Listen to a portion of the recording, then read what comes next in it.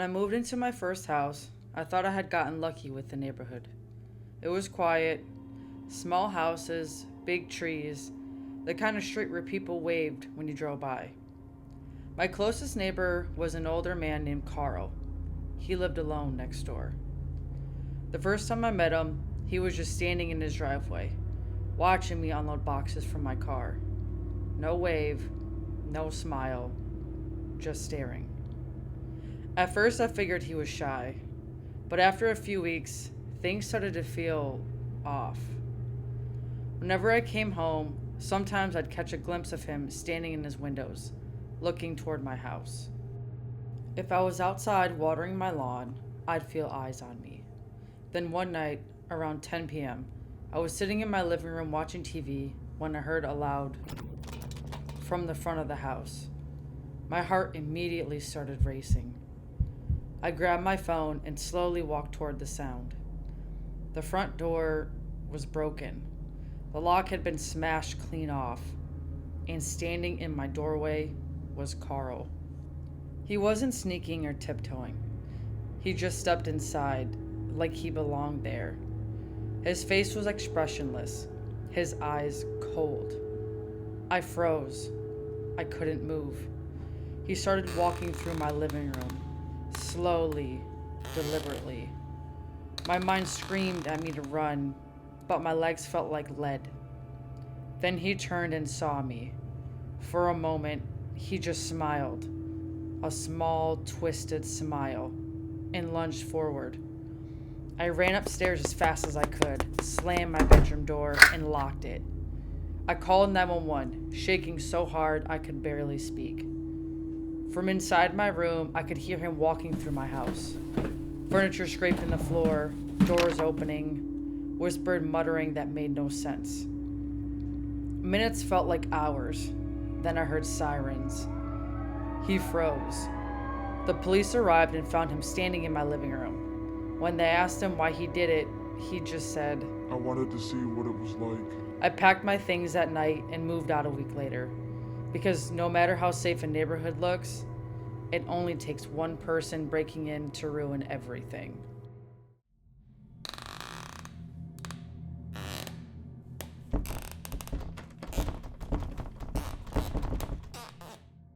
When I moved into my apartment complex during college, I expected noisy parties and thin walls. What I didn't expect was a neighbor who seemed to know everything about me. His name was Victor. He lived in the unit right next to mine. The first time I met him was in the hallway. He smiled at me and he said, You just moved into 3B, right? I nodded. Then he said something strange. You work late shifts, don't you? That caught me off guard, because it was true. I worked at a restaurant and usually got home around midnight. I assumed maybe he had just noticed me coming and going. But over the next few weeks, Victor started saying things that made me uncomfortable. One day he said, You left for work late yesterday, around 5:40. Another time he said, You should really lock your balcony door at night. The way he said it made my stomach twist. Because my balcony door faced away from the parking lot. There was no way he should have been able to see it. I started feeling paranoid. It got worse when my roommate mentioned something strange. She said she thought someone had been inside our apartment while we were gone. At first I didn't believe her, but then we noticed small things. Objects slightly moved, cabinets left open, lights turned on that we knew we had turned off. One night we decided to test something. Before leaving for work, we placed a coin on top of the door frame. If someone opened the door, the coin would fall. When we came home that night, the coin was gone. We called the police. They searched the apartment and eventually discovered something horrifying. Inside our bathroom vent was a small camera, hidden in the ventilation shaft. The camera wire led through the wall, directly into Victor's apartment. Police later discovered he had drilled into the shared wall and installed cameras inside several neighboring apartments. He had been watching people for months, maybe longer. After that, I moved out of the complex immediately. To this day, I still check vents and smoke detectors whenever I stay somewhere new, because you never really know who might be watching.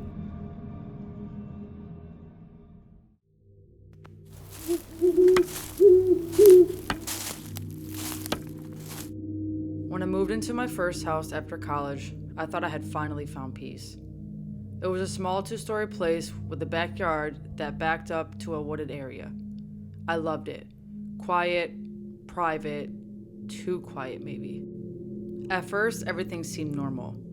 My neighbors waved politely, the neighborhood dogs barked occasionally, and the sun always shone through the trees. But then I started noticing strange things in my backyard. At first, it was small, like a shadow moving between the trees. I'd brush it off as my imagination or the wind. Then, one night, I came home around 10 p.m. My backyard gate was open. I was sure I had locked it that morning. I went inside, shaken, and tried to convince myself nothing had happened. But then I started hearing it. The faint sound of footsteps on the grass. Not my own, small, careful, deliberate. I looked out the window. At first I saw nothing, but then just past the tree line, I noticed someone crouching, watching me. The next few nights, the footsteps got closer. Sometimes I'd find strange things in my yard. A half-buried old toy, a torn glove, a footprint in the mud that didn't belong to me or my dog. I called the police once, but they told me that without catching him in the act, there wasn't much they could do. So I started staying up late, waiting, watching. Then it happened. It was around 1 a.m. I had just gone to bed when I heard the unmistakable sound of someone climbing over my fence. I froze. My heart was pounding so loud I was sure he could hear it.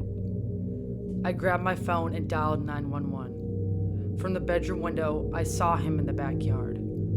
A man, tall, thin, wearing dark clothes. He was moving slowly, almost gliding across the grass toward my back door. I whispered to the dispatcher, barely able to speak, and then he stopped. He was looking straight at my window.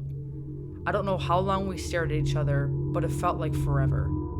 Then he turned, vanished into the shadows of the trees, and disappeared. I moved out a week later. I couldn't sleep, couldn't feel safe in my own backyard. To this day, I don't know who he was, what he wanted, or how long he had been living near me without me knowing. Sometimes, when I drive past that neighborhood, I feel eyes on me, and I don't stop to look. Because some neighbors don't just watch you, they wait. If these stories gave you chills and you love what you heard, make sure to like and subscribe. If you want to say thank you, I made a Thorn account. The link is in my bio. And remember, sometimes the shadows are closer than you think.